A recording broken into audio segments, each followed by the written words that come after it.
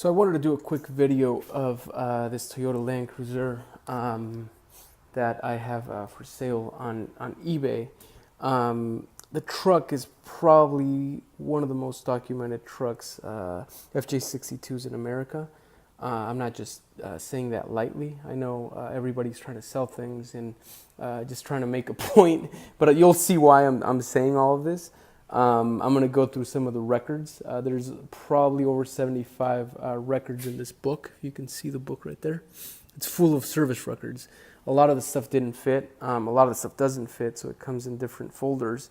But I'm going to go through it here pretty quickly. Here's the original stereo that came on these. There was two options, I believe. This one had this stereo. And the tools, here's some of those tools. So this one it's got the jack. It's a little dirty. I'll probably just clean that up a bit. But it's got it's got like a Toyota chain that I had never seen before. I've owned several FJ62s. And then another bag for the tools that's tucked in on the other side. It's just all of the original tools that come with the truck, plus the stereo. Right now, it's got the aftermarket stereo, but and I'm leaving it there because I don't know what the new owner would want to do. But let me start here with this. Here's the Toyota owner's manual. That's it's complete. It's pretty basic. A lot of the trucks have it. So on top of that, though, wanted to show you the window sticker. So here's the window sticker here, and here is the owner's manual. So taking out the window sticker, I'm gonna move this,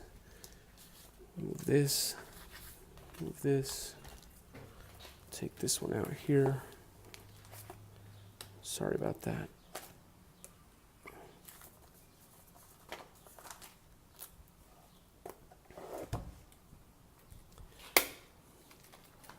Okay, so just a sec. Okay, so here's the original window sticker. Back in the day, it shows all the options that the truck had. So original VIN number here, and then all of the options that it came with. These are gas guzzlers. Everybody that owns one probably knows. And I would say this one, the fuel consumption is very appropriate to what this says, to everything else that's out there. It runs great. And then just all of these options that it came with. They added some packages like an environmental protection pack for against rust and all these things. They took really good care of the fabric. And then they also added an anti-rust pack to the bottom and like a silencer to the truck. So every time this truck rides, it just rides amazing. So there's that. There's the window sticker. All original, very mint, kept all in one place. This next document is actually pretty cool because this is where the window sticker came in. The window sticker, goes in here. I can just put that back in there, and then the other part of it, I put it in a little page for ease. But here's the owner's guide, and this has a Toyota Supra, 1989 Toyota Supra on the cover.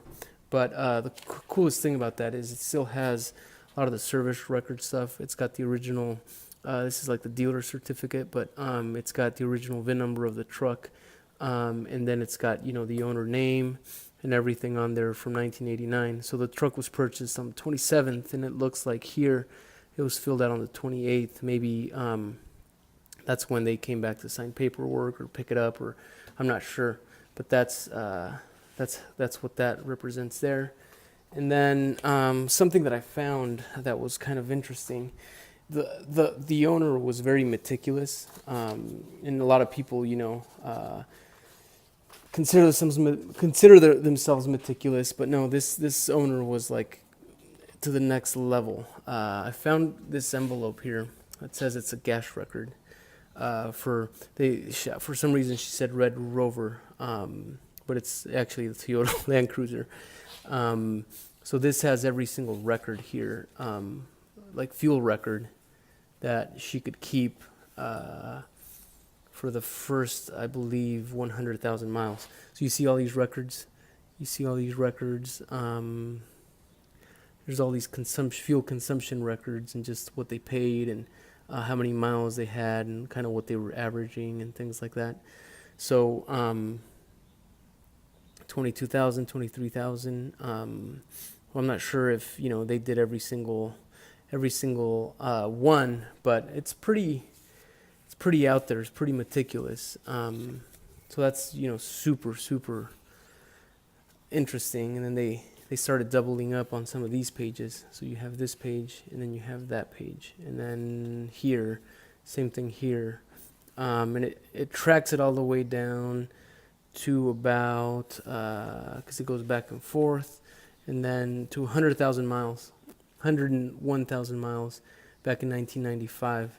So it took them about probably 1995 to 89, probably took them about 6 years to get to 100,000 miles. And then it looks like what happened is they got some other type of form of transportation because the miles just kind of slowed down. They still used it. The truck has 180,000 miles, but it really slowed down on that end. So I'll put this away in just a bit. Let me put this all together. And then something that I did that was cool. Here's the service agreement. So here's a brochure for the service agreement that they actually purchased. Service agreement is actually, here's some tire warranties. So extended vehicle service agreement, it's right here. So this is the agreement that was done.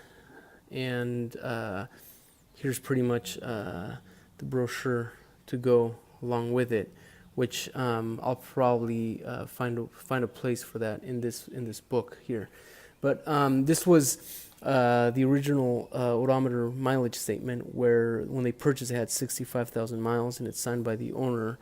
And you can see the owner's name, Malia Powell, which she owned it with her husband. And I believe the ex-husband, the guy's name was Richard Powell. And he signs a lot of the documents, and she signs, a lot of the documents. So it was kept in one family forever. Here we have a ton of records that didn't actually fit because the size of the paper is bigger than the sleeves. So here you have the first records from like 606 miles to like 1,400 miles, and just them going back to the dealership.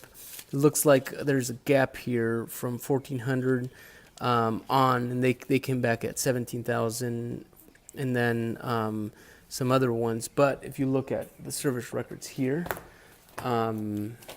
they went to the dealership and they got different receipts, and they used an aftermarket dealer for some of their stuff here, which so there's 3,000 miles, 2,790, and then there's 6,900, and then there's 9,722, and then the records just keep going. So just to give you an example, here's more documents, interesting documents. But these documents here didn't all fit, so they didn't make it. But I wanted to include them on the side of the sleeve. But just so you know, here's all the documents, all oil changes, service, more oil changes, more service stuff, all by Toyota or someone like that. There was an issue with I think the owner backed up into something. So she took it into the body shop. Total work on that was $387. So it wasn't anything major. The Carfax says it had some damage and stuff like that, which I think everybody should look at. But when you own something, for so long, it's normal that that things happen. It's just a part of life, especially with these trucks. And to have a truck that's never been abused and never taken out and in the elements and done river crossings or gone out and just wheeled it, it's just very difficult to find.